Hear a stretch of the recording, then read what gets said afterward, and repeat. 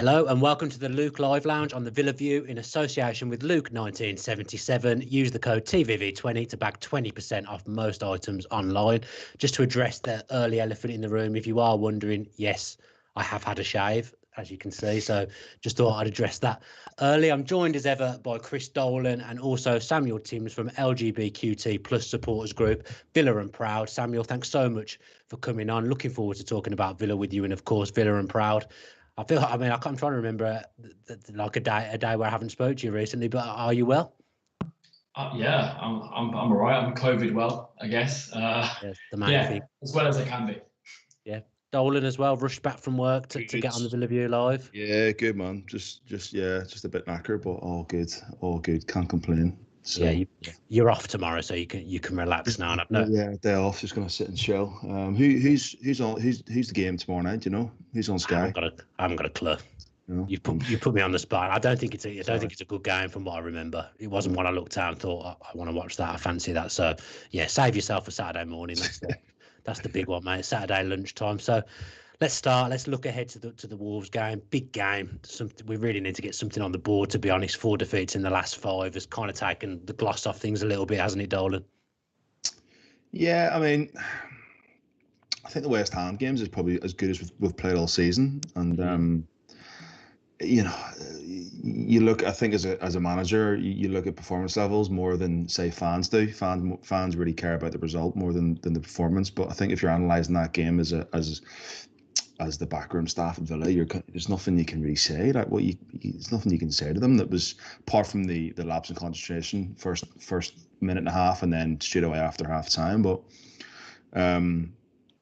I thought we were outstanding on against West Ham. I thought we were leggy against Brighton. I thought the Brighton game was I expected that. I said that about the spine of our team had travelled halfway across the world and pretty much played 3 lots of 90 minutes in a week, and you could tell Brighton were fresh and we weren't. But I thought we were very, very, very good against West Ham and should have won it. But again, lack of plan B and a lack of attacking options from the bench seems to have cost us, along with a bizarre VAR decision that still don't really know what to say about that one.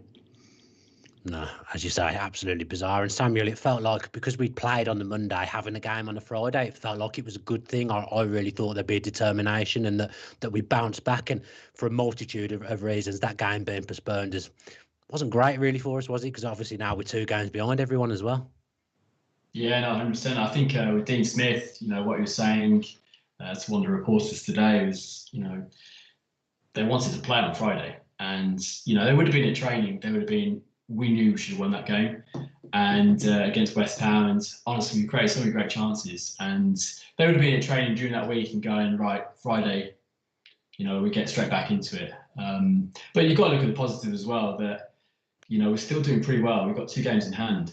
A lot of teams, and it's really weird. Like, in my opinion, is that I actually want us to be playing the bigger teams, the bigger clubs, the clubs that have got a bit more expectations to get higher in the league, because for some reason we just seem to be playing them off the park, and seems to be against the lesser side, so to speak, that we just seem to feel short. But just like Chris says, West Ham game,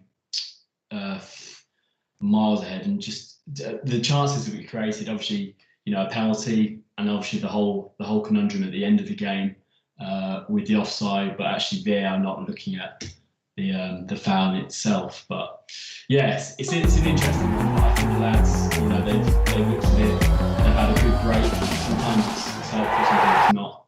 But yeah, we'll see. Yeah, not sure what just happened on the screen then, if anyone saw anything. Producer having a little bit of a mare, so apologies for that random graphic that just flashed across the screen. And Dolan, like Samuel's just alluded to, Villa have had similar problems to what Wolves have had in the last 2 years, because Wolves went through a phase where they were beating all the big teams, and then they trip up against Huddersfield at home. I think Huddersfield won 3 games all that season, and they beat Wolves twice. Yeah. Listen, man, I said to you, was it before the West Ham game or was it after? Like, I'm still looking behind rather than up at the minute, because, and that's not being negative. I just think if we can sustain ourselves as a Premier League club with the owners that we have. It's definitely going to be it's a long-term project, that's for sure. I think we're certainly moving in the right direction quickly. I think we've made some brilliant strides this season. We've been so unlucky with the games that we've lost, and the games that we've won, we've been outstanding. So we know we can play. I've said this the past few weeks. I think we're 3 or 4 players away from a top 8, from being a top 8 squad. I just think that we're lacking that little bit of depth. We're lacking that bit of depth up front. And we're so close. We're so close to being a top team. If we can just again, top 12, top 10 for me this season would be an achievement. And I think the future's bright. I think the future's exciting. And hopefully we're all back to Villa Park, some stage in the next few years. So I can see you're looking at the comments above. They're making me laugh. I'm completely losing all concentration and composure watching those comments come in. And Samuel, I guess Wolves will be a good barometer of where we're at, because they're not a top side, but they're not. They are a top team. They're a top team, mate. No, but they're not. They're not, though, are they? They're not a top side. This question wasn't for you. This question wasn't for you anyway. They're not. They're not a top side, are they? And they're not like a run of the mill bottom side. And actually, probably a year ago, we probably thought we were light years away from Wolves, but now actually it feels like the gap's not that big. Samuel, do you think that's a fair reflection? Yeah, I think so. I think there's been a lot of spice. People make out that it's like a derby. It's not really. And I think the whole thing with what Wolves we've created, with obviously the whole Portuguese influx of players, I think. In my opinion, I feel that they've kind of put themselves in a position where, if things were to change and results weren't to go right, and for some reason the manager's name's gone out of my head. What's his name? Luna. Luna, yeah. If he was to leave, the philosophy that he's already built at Wolves, and Wolves are trying to build a brand really quickly. That's what I see. And we have to remember that Wolves have gone down through the Championship, down to League One, and then bounced all the way back up. And they're having to build really quickly. And I just think with Villa, we're at a point now, and what Chris was just saying, we've built a really good squad. And what I'm excited about, and the person that I was most excited about with the signing, was the goalkeeper, Martinez. And I just think, excellent. A key player, because in my opinion, a goalkeeper is your captain, because there's no players behind a goalkeeper. It is a goal, and they can see everything in front of them. And if you can make sure that he is commanding, Tyrone and Ezra, you've got a real key benefit. And I think we've seen the benefits of that. I know we've let in a few goals lately, and obviously against the West Ham game, that first 30 seconds or whatever it was in the game, 1.5 minutes, and then the same for the second half, which is a lapse of concentration. That's where we're going to let ourselves down. In the Premier League, you can't lose your concentration. Yeah, and that's been the disappointing thing, I guess, Dolan, is that for 88 minutes, West Ham weren't in that game at all. But you lose that concentration, and you will get punished. And to do it twice in one game, that we need to iron stuff out like that, don't we? Yeah, there's a few points there. I mean, for 88 minutes, we should have scored more than one goal. We should have been 3-4 up in that game easily. So that's a concern. Sam's right. I think Martinez, for me, I said before, one of the best signings pound for pound this summer. Phenomenal goalkeeper at that age, incredible. But I don't know, is he too nice? He seems like a nice guy. Yeah, he seems like a really nice guy, and I don't know, because I've seen the last few weeks have concerned me. I think we've been very loose at the back. Brighton, we were loose, we were sloppy. I thought West Ham, we were sloppy at times. And I don't know, there's been moments where we've made a mistake, and I've literally tried to see how he reacts, and I mean, listen, that's his style. Some people can give their back four a bollocking. Some people can be a lot more calm and reassured. But he does seem maybe sometimes that maybe he's too nice, and I'm not sure. Maybe I'm reading into things too much, but yeah, I don't like what I've seen the last two games from the defense. I think we look quite loose, and we look like, we said last season that there was always a mistake in us, and the first 5 or 6 games we were so solid, and we weren't making mistakes, and we were winning games. And I've just seen mistakes creep in the last 2 or 3, and when we make mistakes, we tend to get punished. But the best example of that, though, Chris, was against Brighton. Well, exactly. We were all in their half, and yeah. Honestly, that's just ridiculous. So. I guess the other thing as well with these mistakes, when we make a mistake and we go behind, Sam, we can't win again. We don't win because we can't seem to come from behind. It's been so long since we won a game from behind. Now it was Watford at home, and I think it was January. Yeah. Obviously, I know there was a break in between that because of COVID, but it's been a long time since we've come behind and win the game. So invariably, when we go behind, we end up losing, and if we go ahead, we win. So the first goal is vital. So we can't afford concentration lapses, because when we go behind at the moment, the facts are we're not good enough. Mm. No, 100%. I think, the game I always sort of go back to, I mean, I'm probably one of those, fans that is, we've still got 5 minutes left of the game. We're gonna pull back to 2 goals or whatever it is. But I'm sure you can remember when we were 3-0 down against Sheffield United in the Championship, and what a crazy game that is. My dad's always taught me to never leave a game early, doesn't matter what it is, no matter what score it is. And hopefully, I always try. I think as fans, we always pick up, experiences from games and think, oh, could it happen in this game? Could it change? And that's what we have to try and believe in. I think it's difficult, because I think Ollie Watkins, I love the guy. I think he's pure class. And what I like about him, he doesn't switch off. It's just providing him enough support when we do really push forward, because there's enough times where he's ready to set somebody up or whatever and try and create the assist, but sometimes we're just a bit slow in that push. And I feel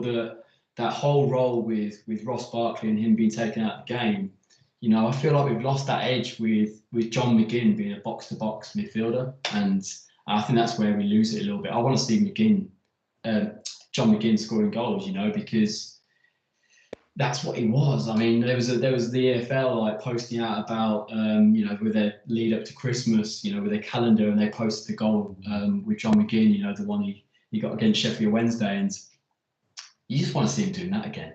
That, in my opinion. Yeah, and Dolan, what do you think he'll do selection-wise now? Because it was Connor that came in against West Ham. There's been a 2-week gap now. Barkley's still not fit. Who do you think plays instead in Barkley's place, essentially? Do you think he'll move McGinn forward? I've got a sneaky feeling that Canberra might play. No, I think you'll keep it. I mean, why would you change the team that played so well against, in their last game? I think Connor had really good glimpses of what we know he can do. And I think we, as I said before, I think when Gabby's been on and Tails has been on, I think massive. What was so big for us at the end of last season was Jack getting fouled 20 yards from goal and Connor whipping a ball in, and our centre backs attacking it, and it was so dangerous.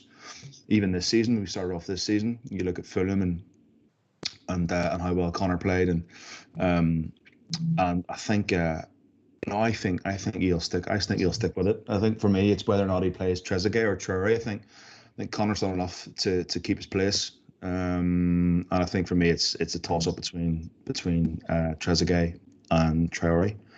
But no, apart from that, I think it'll be business as usual.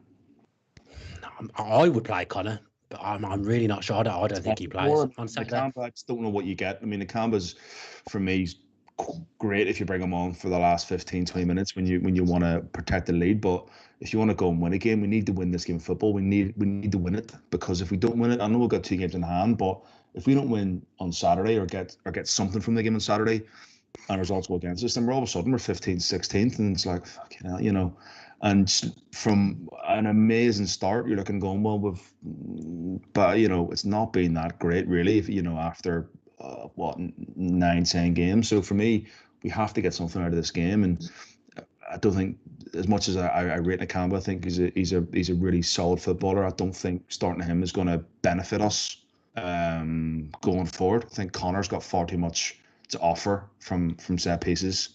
And he knows Jack better. He knows how Jack plays. He knows McGinn better. He knows the team better.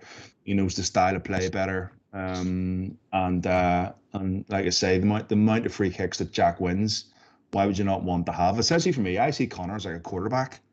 He's like a quarterback in the NFL.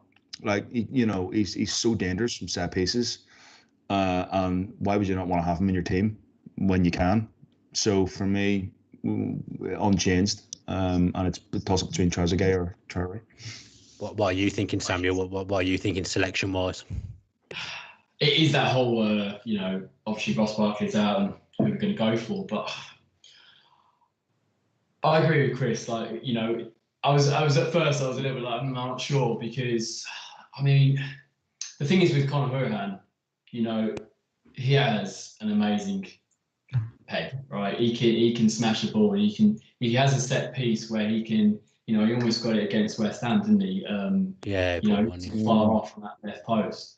But yeah, it's those deliveries that he has. But the thing is, though, something always questions my mind is that I can't remember the last time, when we get a corner, the amount of times I say to myself, like, I'm not going to score from a corner. I know I'm talking about actually heading one in, and I want to see it come off the head of Mings. I want to see, it's usually Cons are the ones that are actually going to get any sort of goal from a corner. But I just think that with the selection, I think he will keep it the same. I think Nakamba, it all depends on what's happened at training. If Nakamba is proving something, and then we don't know what Dean Smith's going to do. But I think he won't change it, because just like Jack Grealish, obviously all we ever hear is that, oh yeah, the most foul player. I think they say it every single game, the most foul player in the country and whatever.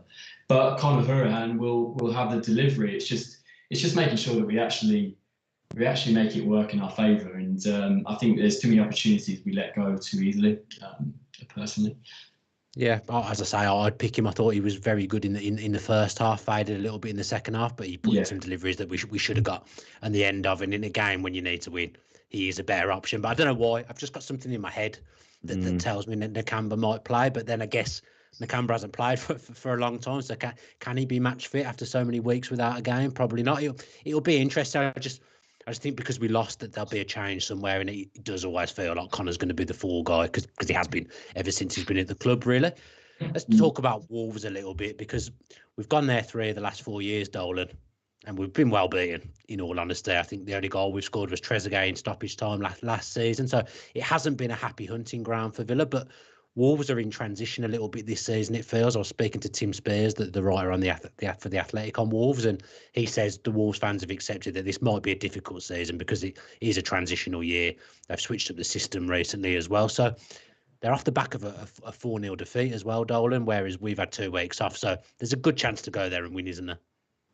Yeah, but I don't know. I think Wolves are a quality team, and you like Wolves, don't you? You're a big fan of them. I just think they've got a real gang mentality about them. I think what he's built there over the last 2 seasons is incredible, and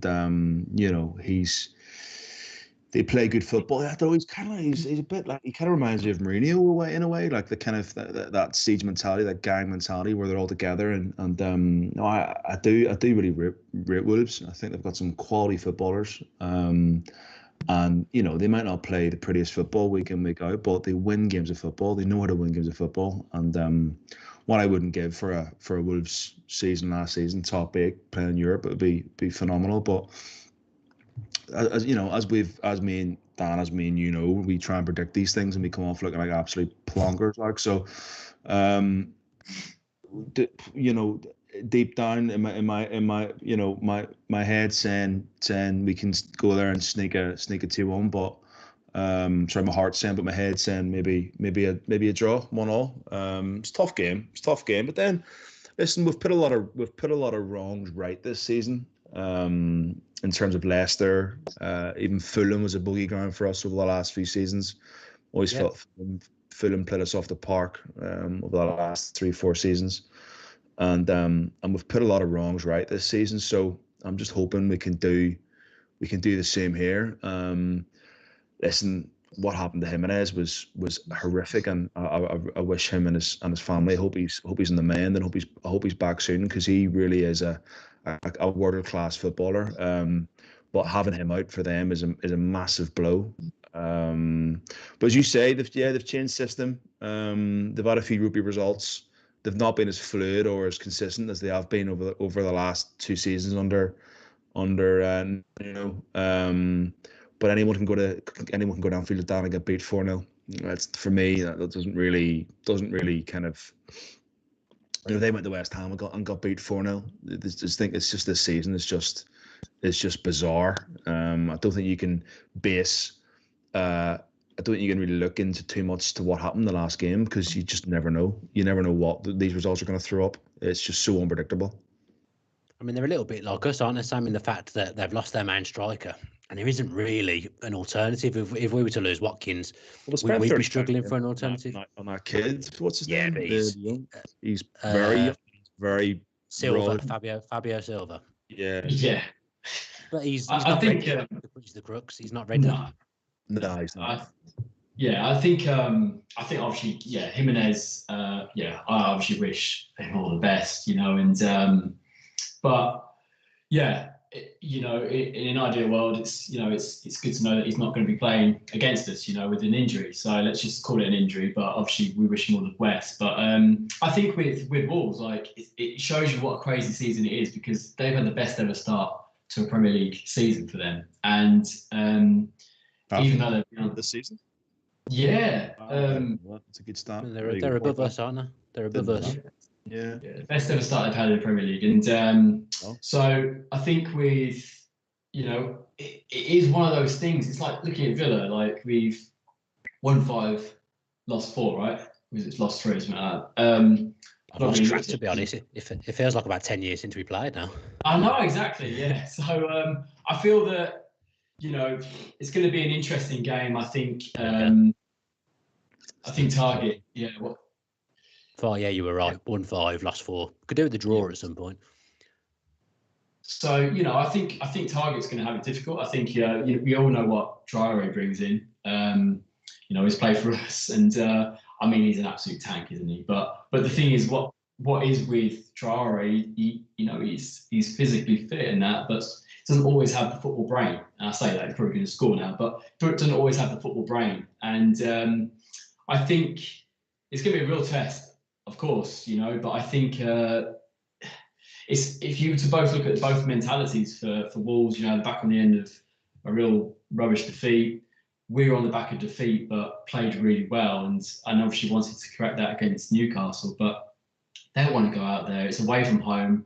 We have, touch wood, we're going to continue having a really good record away from home, even though we have a poor record at the Molineux. I think, it's going to be interesting. It's just one thing I really can't stand is the way that Nuno always celebrates a goal. He seems to celebrate it. Like, every time they score a goal against us, it's like they've just, I don't know, just scored a goal in the sort of FA Cup final or whatever. So. It comes down to that rivalry thing again, where Villa have obviously spent years being the top dogs in the Midlands. We had a little bit of a fall, and to be fair, over the last 2-3 years, Wolves have been the top dogs. You can't argue with that. Dolan's already is a massive. No, I don't. That's East Midlands. I'm not bothered about that. In the West Midlands, Wolves have been the best team, but where were they for decades before that? So they're loving just being the top dogs. I suppose if the roles were reversed, we would be as well. All that mind the gap stuff. So there is a rivalry there, but it's more so from Wolves' side. And Nuno, he plays on that a little bit. I think he loves being us. He loves milking it with the fans. It's just the way it is. And Dolan, Sam already spoke about Traore a little bit. I heard a worrying stat the other day that he hasn't actually had a goal or an assist since for nearly a year. Or it might even be a year by now. We all know what's coming next, then, don't we? You put your negative Villa hat on. I think what Sam said about Target, I think Target's been our most improved player this season. I think he's defensively. Bit of credit. I think he looks fitter. He looks sharper. He looks defensively. He looks better. He looks a bit more streetwise. He's bombing forward. I think he's been very, very, very good. And we've faced Traore a few times since he's left us, and I'll never forget the day. Honestly, I'll never forget the day that I was at Palace away under Tim Sherwood, and I don't want to name drop, but I was in the executive boxes. You don't want to name drop. You made a Anyway, career out of name dropping. I was in the executive box, and he came on. It was the game we lost 2-1. Yeah, Amavi didn't Amavi get the ball away? Brad Guzan and Amavi had a mix up. Throw, yeah. Yeah, but I remember in the boardroom after the game, everybody was talking about Traore. Like, who is he? Who is this guy? Who's this kid? And I remember seeing him, and I was like, I've never seen anybody as quick. I honestly, it was mind blowing. It was absolutely mind blowing. And even then, I was like, this kid is unbelievable. Unbelievable. Even Gabby said himself, when Gabby first broke on the scene, he was a sprinter more than a footballer. Yeah. And I've always said pace for me, pace over talent, pace over skill all day long. If you have pace, you are a defender's nightmare. And I remember him coming on, and he was unbelievable. And then it just didn't really happen, and it kind of went a bit south, and Remy Gard didn't trust him, etc., and we all know what happened there. But he is a phenomenon. But as Sam said, he does lack a bit of football intelligence, and he's still very raw. And he's a mixed bag. You don't know what you're going to get with him. And he doesn't possess consistency at all. But on his day, he can be anything he wants to be. So I'll look forward to that on Saturday.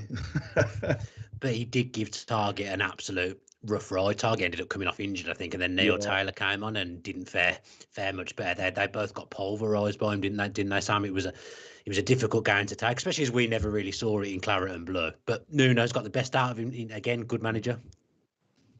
Yeah, no, definitely.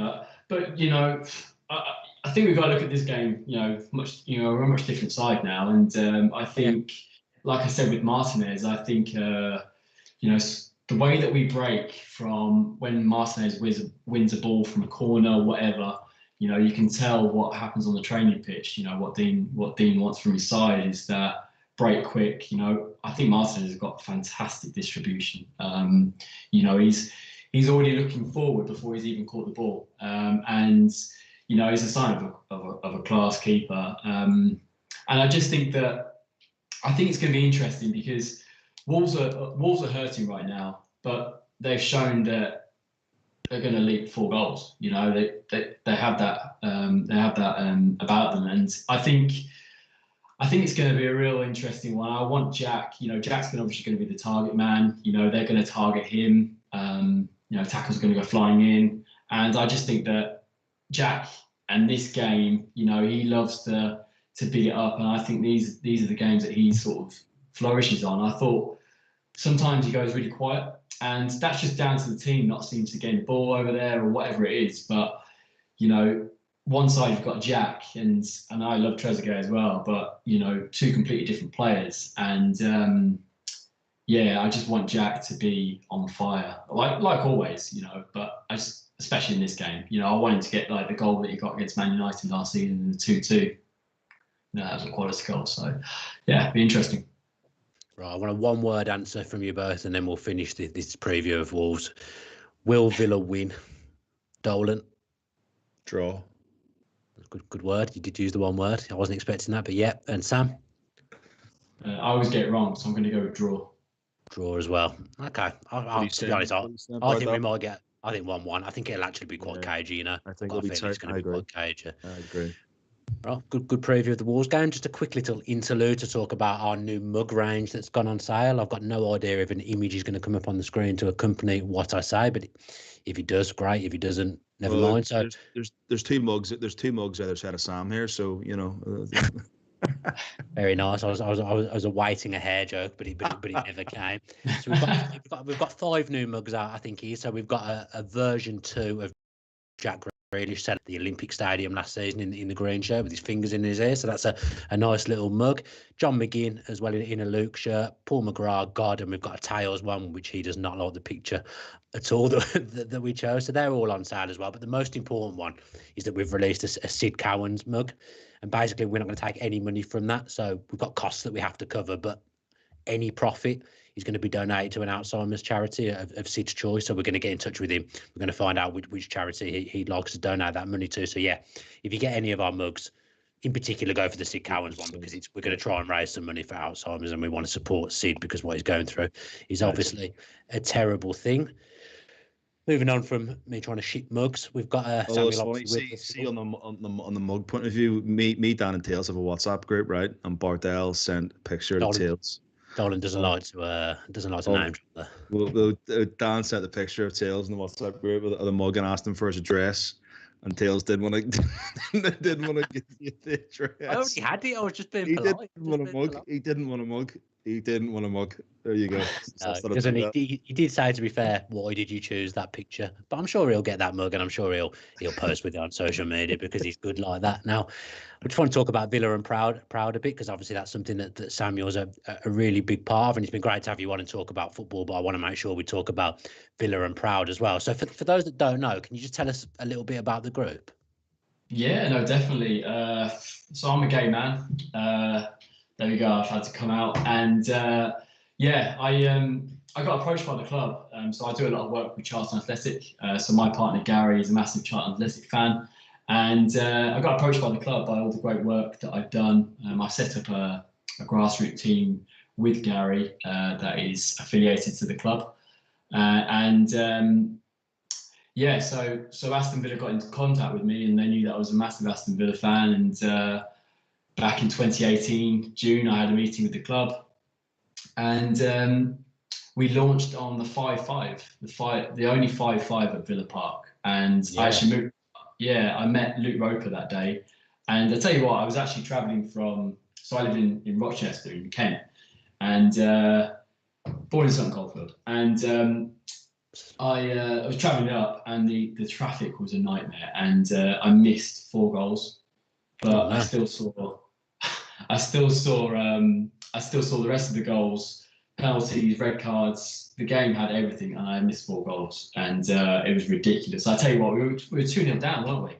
And I think Matty Cash scored for Forest. I think Matty Cash scored for Forest that day. Did all day. Yeah.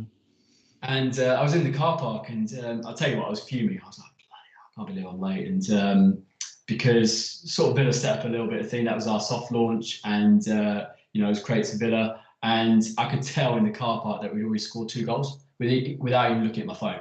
I knew that we had. So I knew it was 2-2 before even getting to the ground. And so Aston Villa have been great. So Villa and Proud was set up on the 28th of November 2018 at 5-5. And our mission is to empower, support and build LGBTQ plus inclusion, and that's for fans, players and staff of Aston Villa Football Club.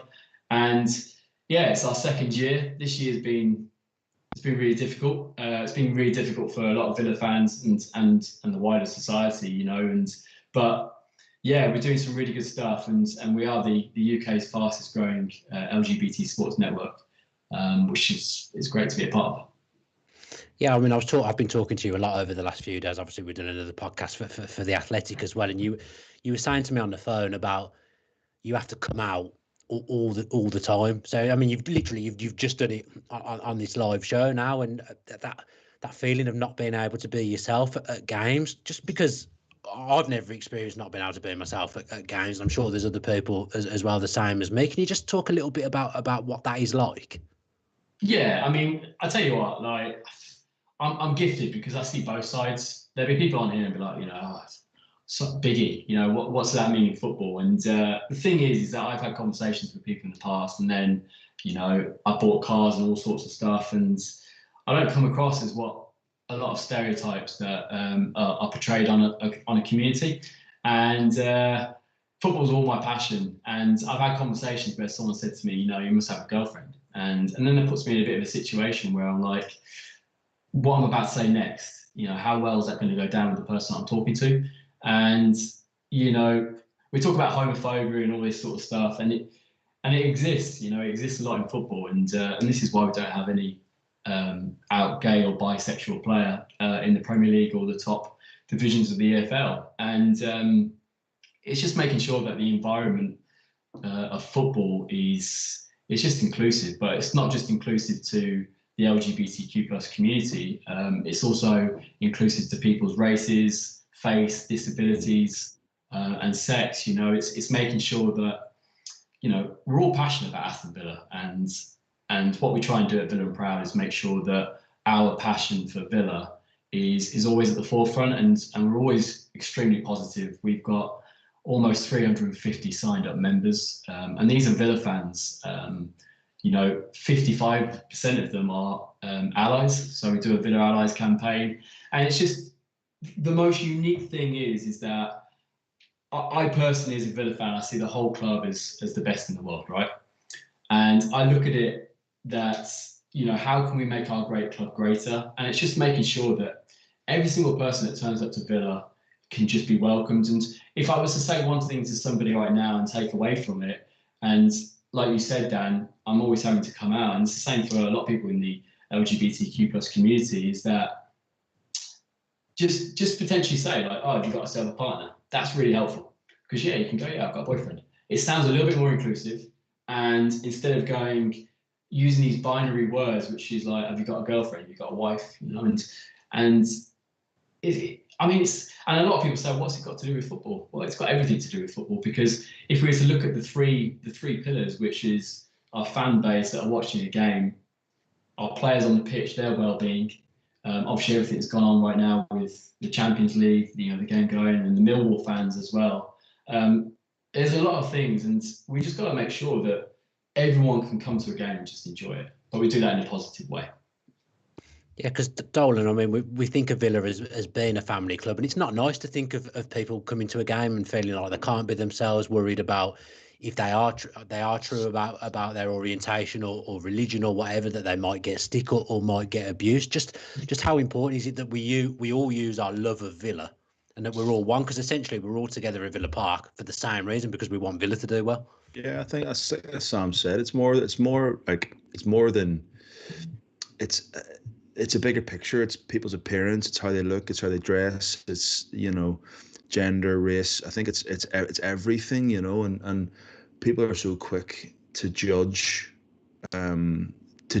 people without even knowing them. You know, people make an instant reaction about somebody before they've even spoken to them, and for me that's not right, you know. And people in this country especially, they think they know somebody before they've even spoken to them, you know, based on their appearance or based on how they look. And for me, it's, you know, as you say, Dan, like, you know, we see Twitter as a place, and there's how great Twitter is and social media is. There's a lot of like angst and anger amongst Villa fans and amongst, you know, like-minded people who are there to follow Villa and support Villa and tweet about Villa, and for me it doesn't make any sense, because as you say, we're there, we all turn up to Villa Park on a Saturday afternoon to have a laugh with our mates and watch our football club, and hopefully we get 3 points, and then we hang out and we have a couple of beers, or we do what we do, and that's what it's all about. And as you say, there's still a very strange mentality in this country, and I think what you guys are doing is amazing, and I think it's great that the club have got involved, and I think it just shows the classiness of Aston Villa, and you know, and I'm really chuffed to have you on the show, and really chuffed that the club are taking a real positive interest and a real keen interest in trying to educate people as well, because we you know, everyone needs to be educated on the whole, on the wider picture, and so yeah, so it's, yeah, like I say, it's great to have you on, and it's great to see Villa back in it as well. Yeah, I think the education, just quickly, Chris, sorry. I think the education bit's, it's sometimes quite difficult, because you don't want to brand it as people as being uneducated, because to be fair, like, if I wasn't gay, and I try and put myself in everyone's shoes, and I was to look at it and someone said LGBTQ plus or LGBTQIA plus, and it's a lot of letters, and people are like a little bit worried about saying the wrong thing. So they don't come across as being homophobic or biphobic or transphobic. It's literally like, oh, I'm not too sure what to say. And it's just making sure that we can have some kind of, you know, just some conversation that should be always had, because every single player that comes to Villa, right, should be made to feel like they're going to be in the best place. And Dean Smith has a philosophy with players. I know you said about Martinez being too nice in that, but I think Dean Smith goes for people that are likable, you know, good characters to have, not people that are maybe pushy or hard or whatever it might be. Obviously, there was that bust up with Tyrone Mings and El Ghazi that once in that game. You know, it's those sort of philosophies, and I think with Dean Smith, you know, he brings a great philosophy to the club. And it's just making sure that, you know, what we've got to realise as fans, and I have two really good points, is I know the players get paid a lot of money, right? But they're employees of Aston Villa Football Club. We go and watch people at work, and I know it's a game of football, but football is such a great tool because we are all passionate about it, and just like football, I'm a Villa fan. I can't remember the day that I was ever a Villa fan. It's always been a part of me. And I've been going with my dad over 26 years of my life.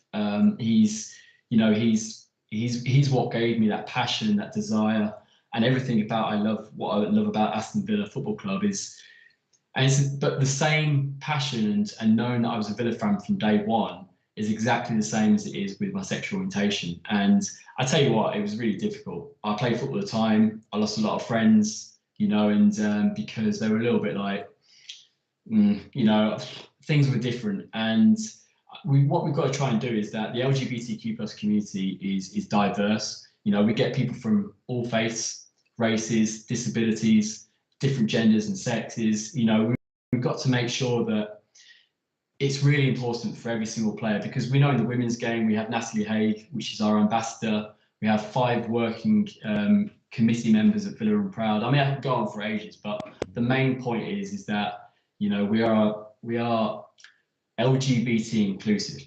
We're not LGBT exclusive. So we are welcome to everybody, and we want to try and make sure that in any situation at Villa Park, if it comes down to racism, homophobia, biphobia, transphobia, sexism, ableism, which is against people who are disabled, you know, we've got to make sure that we can have a lot of allies at Villa Park. I think it's great. Yeah. I think what you're saying about, like, sorry, Dan, I think about the women's game. I think it's great to see that Villa have included the women's team as part of the main Villa sort of social media account. You know, it's one club. It's not just Aston Villa men's team. It's Aston Villa, and it comes under the one umbrella. And I think it's a really positive thing to see. Even this season, seeing the women's team model the shirts alongside the first team. I think it's really important to, as you say, to have that kind of, we're just Aston Villa Football Club, and that's it. It's one umbrella, and we all support the one cause. We support every single part of the club, you know, from the first team to the under 19s to the, you know, it's just Aston Villa, and we all want the same goal, and we all follow the same passion and the same love, and I think, yeah, as you say, it's just one umbrella, and we all just have to get with it, and I think it's great. Yeah, because we spoke about the dark side of social media many times on the Villa View, but there's been a great thing today, Sam. Obviously, you'll know more about it than me, but I've done it in the fact that the changing of the profile pictures on social media. There we go. Yeah. It's flashed up on the screen there. Do you want to just talk a little bit about that, because that's a really really good movement today, and I've seen lots of people do it, and hopefully you pick up numbers in the group as well, get some more allies on board, get some more members. It's been really good to see today on social media. Yeah, no, definitely. You know, we're almost hitting over 200 profiles that have changed their profile picture, and I just quickly go through the actual colours. So from day one, I wanted to make sure this was always about Villa, because we're Villa fans at first. You come to a match and everyone just focused on 90 minutes of the game, and no one thinks about anyone's sexuality, their race, their gender, their faith. They just think about the game, you know, and get mesmerised by it. But the colours behind Be Villa Proud, which is a hashtag that came up around Pride Month in June this year. We want to try and make things as inclusive as possible. So we have done a slightly unusual pride flag, and our pride flag has the colour claret and blue through it. And I wanted to make sure it really had Villa at the heart of it. But what is in those colours is black and brown, and that's to represent people of colour, equality for race equality, and then the other colours, the blue, white, and pink is for the trans community, so transgender people. And the thing is that our game, it's all of us. The game that was meant to be on Friday against Newcastle was meant to be the dedicated Rainbow Laces fixture. We had so much planned with Aston Villa. Like I say, it's our second year, but we have gone from 0 to 1 million really quick because we're doing some great stuff, and we're empowering lives with everyone at Villa who are the LGBTQ+ community and some very proud allies. But what I've got to say is that because that game didn't go ahead, we're not going to have a Rainbow Laces fixture at Villa Park. So it's down to us to, as Villa and Proud, to sort of give a platform to empower LGBTQ+ Villa fans and all the allies. And when we say allies, an ally is someone that supports someone else's differences, different to their own, but that are subject to discrimination. And, I'm an ally myself. I'm an ally and I support someone's race, disability, sex, gender. And we've got to realise that we've got to try and bring people together. So this whole campaign that we set up is Be Villa Proud. You change your profile. But what's more importantly, with the Rainbow Laces campaign, we wanted to set a pledge from Villa fans. We wanted to see people, it's a little bit like V for Vendetta, in the jokey side, is that, people get given this one unity together, and we're all wanting the same thing. So the whole purpose of this was Be Villa Proud, which is the hashtag, change your profile picture. We're doing it until Sunday because the Rainbow Laces fixture is against Wolves. For Aston Villa, they're going to be showing off their new Pride tops, and we just want to bring a unity and making sure that there's a sort of cohesion between Villa fans, because on the back of the Millwall incident, now I know Millwall, it's a very small minority of people at Millwall that bring a bad reputation to the club, but it's a reputation that's very difficult to get rid of. And what we've got to try and realise as fans is that we all have the power to sort of steer a club in the right direction. And I think we have a really great fan base. We have so many great groups. Villains Together, Punjabi Villains, multiple other groups, and we've just got to make sure that we make Villa Park really welcoming. And if we can do that on social media, because we know social media can be a really dark place, and it's just great to see so many Villa fans who are LGBTQ+ or a Villa ally to sort of change their profile picture and stand up against discrimination and pledge that they would always support equality at Villa Park. Yeah, because I was saying to you earlier that when I was growing up as a Villa fan, I'd have 100% as a kid heard homophobic abuse in the stands.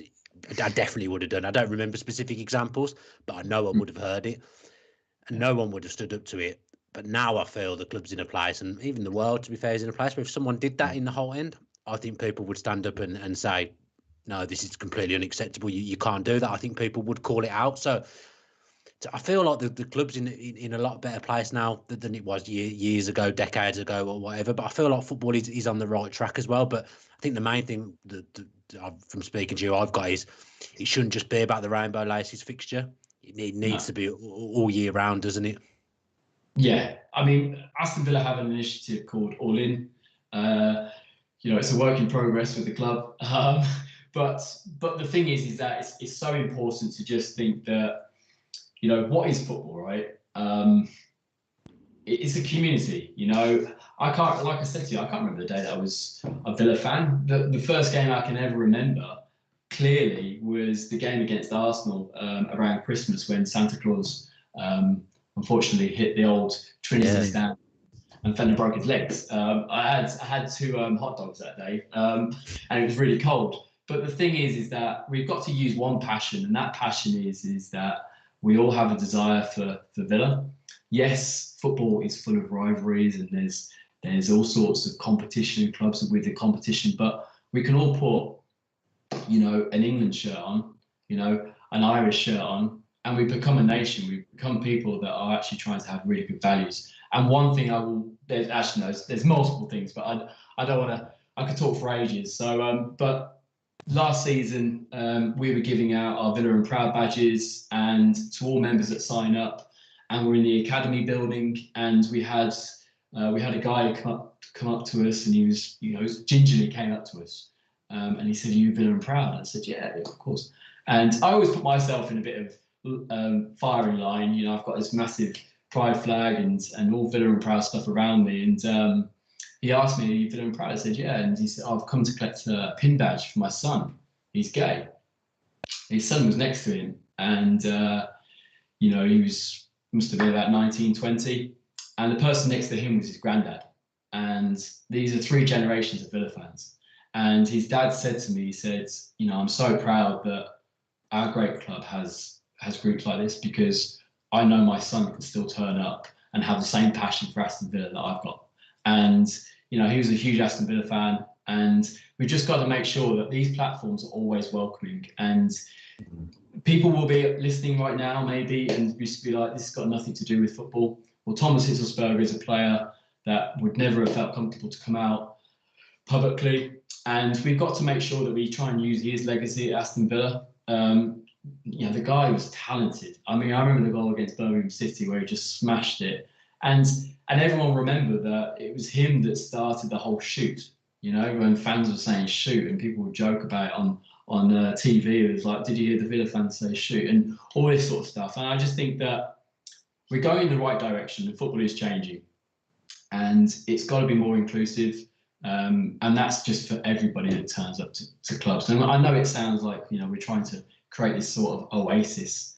And if I was to leave you with one thing, is that I would never ever feel comfortable holding the hand of Gary. I'd never do that at a football match. And the only game I ever felt comfortable at was in another country. It was in America. I watched Seattle Sounders versus Vancouver Whitecaps, which was a derby in the MLS, and I've never felt so comfortable in my life. And that's where I want us to get to, because campaigns like Rainbow Laces is all right. I think a lot of people look at it and think it's sort of pushed on clubs and players to do stuff about it. But Jordan Henderson, for example, a fantastic ally, and I think what the clubs should be doing, the Premier League should be doing, is empowering clubs to give their own campaigns that are massive. Like, have a bit of competition. Like this game against Wolves, I've not seen Wolves post anything about their Rainbow Laces fixture, which is this weekend. I've only seen Conor Cody do something with the FA with England, but we just got to make sure that it's always visible, and it's a 365-day year campaign. Rainbow Laces last one weekend. And yeah, there's this conversation can go on for a very long time, and I'm going to be respectful to everybody and sort of always try and keep it positive, and that's what we do at Villa and Proud. We never post anything that's negative or anything like that. So for any followers as well that's listening right now, hi and happy Hanukkah to anyone that's celebrating the Jewish celebration. So. Yeah, I think that's probably a great place to wrap it up. All I can say really to finish is that I hope that one day we get to a place where you do feel comfortable holding Gary's hand. I think that's the place that we should all be aiming for everyone to feel comfortable to be themselves at the football. And I hope one day soon that happens for you. But thanks so much for joining Dolan and myself. We've really enjoyed talking to you about football and talking to you about your life and Villa and Proud as well. It's been great to have you on, and I really appreciate your time, Sam. No, thank you so much. And anybody who hasn't followed Villa and Proud, please follow us. We're on Twitter, Facebook, and Instagram, and we've also got a really cool website as well that you can message us at any time, and you can sign up as a member. So excellent stuff. We'll try and get the details stuck in the YouTube description so people can click on that and have a look. Dolan and myself won't be back on Saturday because we're actually taking a weekend off, but we're going to have a Neil presenting. I'm not taking a weekend off. Well, you know what I mean. Weekend off. I'm flat out.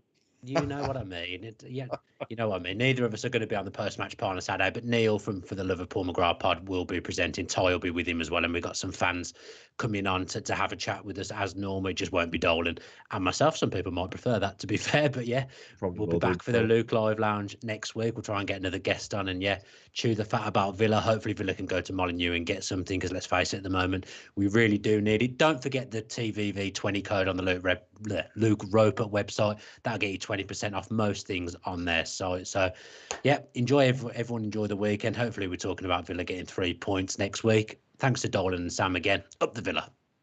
Up the Villa.